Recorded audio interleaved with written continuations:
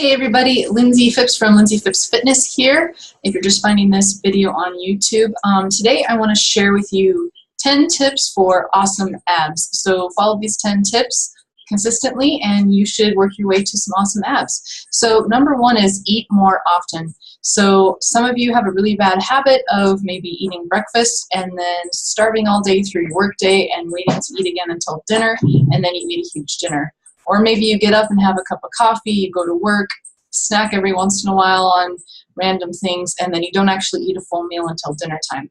So make sure that you're eating about 5 times a day. You're having 3 meals, you're having a couple snacks in there, and each one isn't really huge, because if you eat a huge meal, you're going to feel pretty bloated afterwards. So number one is eat more often. Number 2 is make sure you're eating enough protein, but not too much protein. So really great marketing out there has told us that we need a crap ton of protein, and you really don't need that much. You can look it up online. You really don't need as much as they tell you. Depends on your activity level. It's going to also depend on whether or not you're a woman or a man. There's a couple of different factors that go into it, but typically the American diet is really overloaded with protein. So your proteins can come from all sorts of veggies. They can come from grains. They can come from seeds and nuts.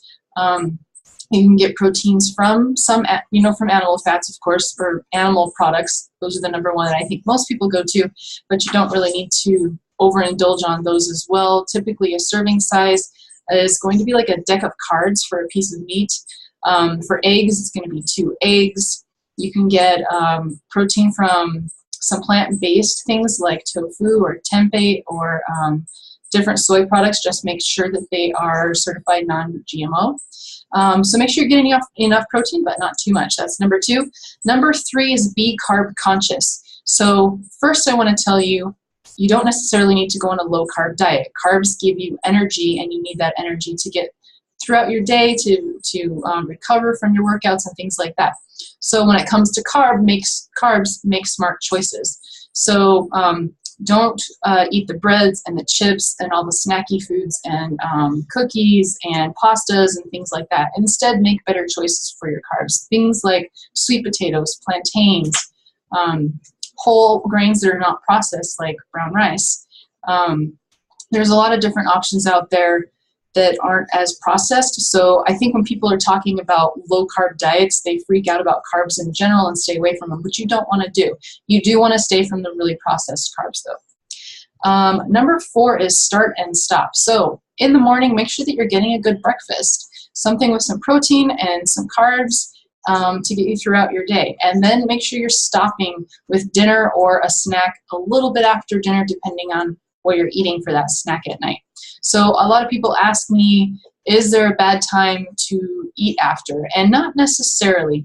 It depends on what you're eating. So for example, if your goal within the day is to hit 1,500 calories and you hit that with your dinner, then it would be a bad idea to have a snack at night. If you are at like 1,200 calories and that includes your dinner, then you could have some fruit or a little snack after dinner. That's totally okay. The goal is to stay within your calorie range that you need to be hitting each day, because if you continually go over that, you're going to maintain your current weight or you're going to gain weight. So if you're staying within that, it's okay to still have a little snack at night as long as you're not going over. Typically, most of us who are late night snackers and get a little bored, or we have a bad habit of eating while we watch TV, typically we're eating more calories than we're allotted for the day. So that's where you want to watch that. Number 4, start and stop. Number 5 is exercise daily. So a lot of times women are really afraid of carrying muscle. They think that they're going to look like She-Hulk, and that's just not the case. You just don't have that much testosterone in your system to build up that much muscle. However, when you are lifting weights and exercising, you will build some muscle, and it'll stay sleek and sexy for you women, and it'll get nice and strong for you guys. So the more muscle you carry, the better metabolism, the higher your metabolism is going to be, because muscle requires more calories to sustain itself. So work on getting that muscle so that you can burn more calories throughout the day. The other reason is if you do a really awesome heavy lifting session for your workout that day, you're going to be burning calories all day long, versus running on the treadmill only, you might burn calories for about 20 minutes after your workout. So make sure you're always doing some weightlifting every day. That's number 5, exercise daily. Number 6 is don't drink your calories. So a lot of us have a really bad habit of loading up our coffee with creamers, which has a ton of hidden calories. If you're one of those people that's drinking low-fat or diet creamer, you need to check the ingredients. Typically, low-fat and diet foods, even though they're marketed to us as a way to lose weight, they're going to be hiding other sugars within those ingredients just to make it taste better, and it's going to be really processed, full of chemicals, and all with the goal of making it taste better. Typically, those low-fat and diet foods, including dairy especially, are going to make us bloated, which is going to get rid of those awesome abs you've been working on. So in addition to that, make sure that you're not drinking sweetened tea, soda. All of those things really add up fast, especially if you've got a little bit of an addiction to your soda. So try and cut back on those things or completely cut them out. Number 7 is sleep more. So typically the best number of hours to get a night is 6 to 8. It really depends on the individual. You'll know if you've gotten 6 to 8 uninterrupted hours of sleep and you feel well rested, you can figure out what your number is. Mine, I think, is about 7 hours. Usually if I sleep more than that, I get a little bit of a headache and I start to feel even more tired. If it's not enough, then I feel tired. So it takes a little bit of practice figuring out what your number is, but typically it's 6 to 8 hours a night. It's really important to get that sleep because it's going to help your body recover and feel re-energized for the next day. Number 8 is stress less. So all of us have a ton of things on our plates. We're all really stressed about things, and it's really important to not let things get to you, not really focus on being stressed and worrying about things, because that raises your cortisol, which causes weight loss issues. It's going to keep you from losing weight. Typically, the more stressed you are, the heavier you are. So work on those stress levels, and that can be getting more sleep. It can be getting in some exercise, because that's a really awesome stress reducer, especially for me. If I don't get my exercise in, I tend to stress out more that day. Check out some awesome hobbies. Look into some things that you really enjoy doing. Do you like to read? Do you like to meditate? Think about things that really relax you and give you some me time, and that'll help you manage your stress levels. Number 9 is cheat weekly, but only once. So it's really unrealistic to think that we will eat perfectly clean 100% of the time. It's unrealistic to think that. Nobody has 100% willpower. It's just not possible. Eventually, you're going to break down, and typically, if you've really restricted your calories and you're not giving yourself an occasional indulgence, you're going to binge and you're going to overdo it, and then you're going to start that cycle of yo-yo dieting that a lot of people do, and you feel really bad about yourself, you feel really guilty, and it has a lot of psychological issues that go along with that. So it's okay to have an indulgence once a week so that you don't, totally wash out all of that hard work that you did throughout the week.